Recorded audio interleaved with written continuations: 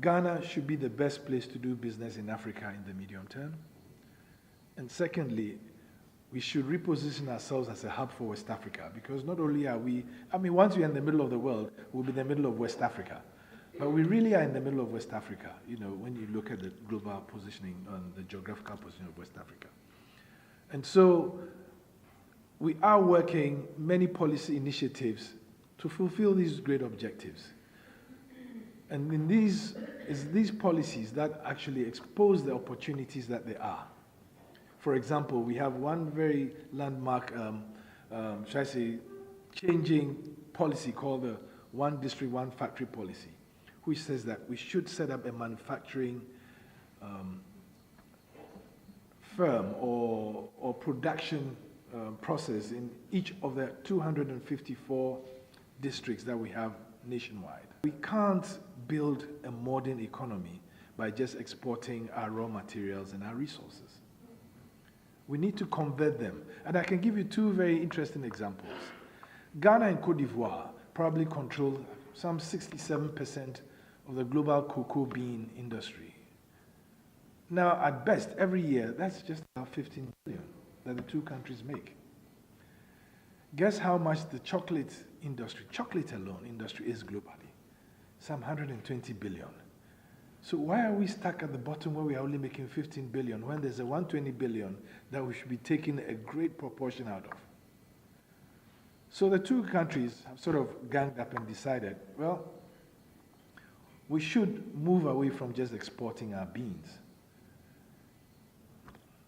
The most we make is 15 billion. Let's get into the processing. Let's get into the value added so that we take a big chunk of that 120 billion in the chocolate industry. We take a big chunk out of the 20 billion in the cosmetics industry. And that's how we are looking at our development. That we are going to move away from what my president calls the Gadgetsburg economy, where we were exporting our raw materials and resources, into value addition and productivity.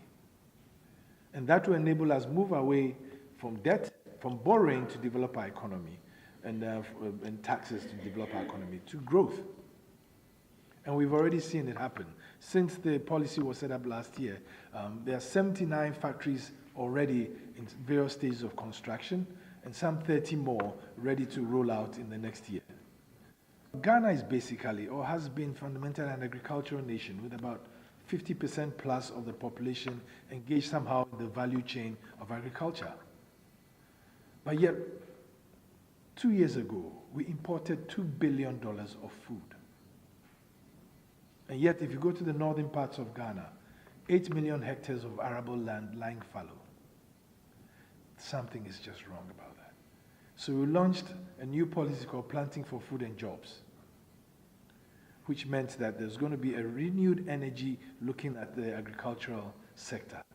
And many of our young people who come out of universities are going to help with that. And last year alone, over 100,000 young new graduates went into the fields. Guess what the result was? For the first time in a number of years, Ghana didn't import a grain of maize. Indeed, we had a glut of maize.